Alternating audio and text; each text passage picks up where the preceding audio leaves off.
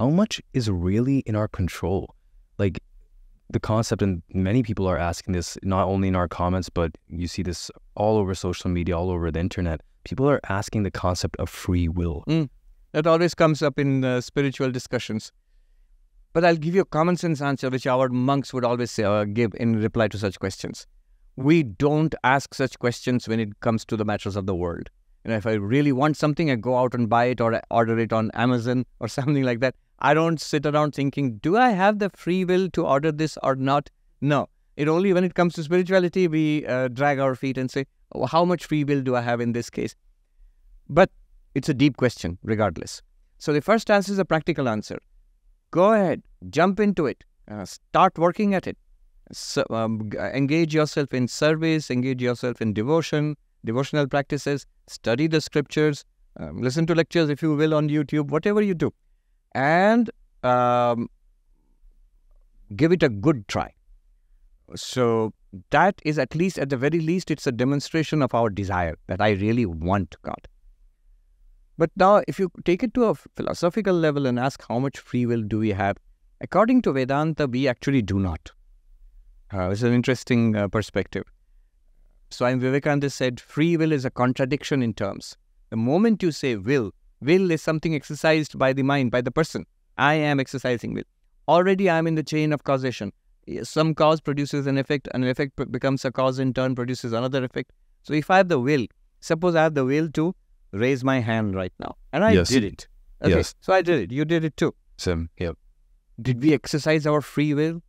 It seems so. I want to raise my hand, I raised it. But that wanting to raise the hand, it's a thought.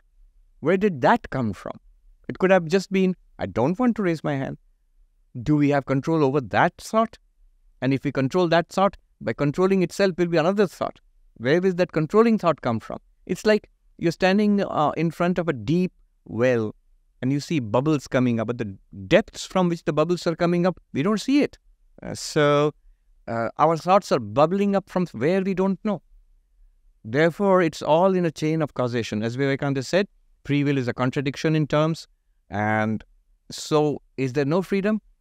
Vedanta's answer is very interesting. It says, there is freedom, but no free will. Freedom as Atman, as pure consciousness, is your real nature, Atman, Brahman, you're free.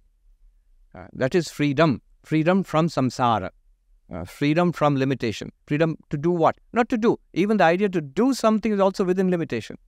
When do I do something? And when I feel compelled to do something, when I want to do something, that means I'm already within the cause and effect link. It's not freedom. So freedom is only possible in the infinite, in the unlimited. Freedom is possible in the unlimited. Freedom is possible in the non-dual, where there is no second reality. This is in a deeply philosophical, metaphysical sense. Practically, however, notice all our life is predicated upon the existence of free will. You go to a shop to buy something. Obviously, the whole thing is set up on the understanding that customers have free will. Even advertisements, which aims to influence our decision. That means the advertisers are assuming that you have free will, and I'm trying to affect your free will to buy the product I want you to buy.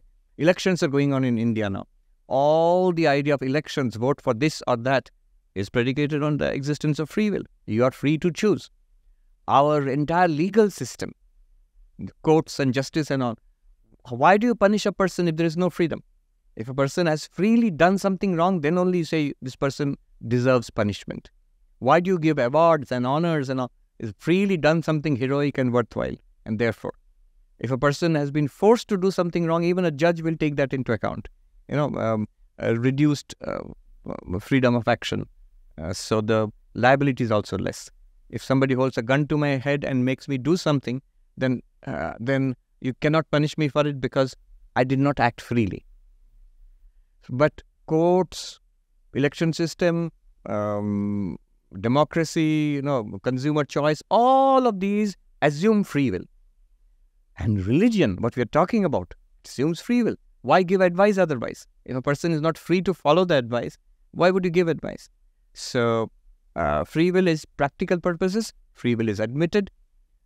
Now you might say this is contradictory. Ultimately, there is no free will, but practically there is free will. Well, yeah, it's a contradiction.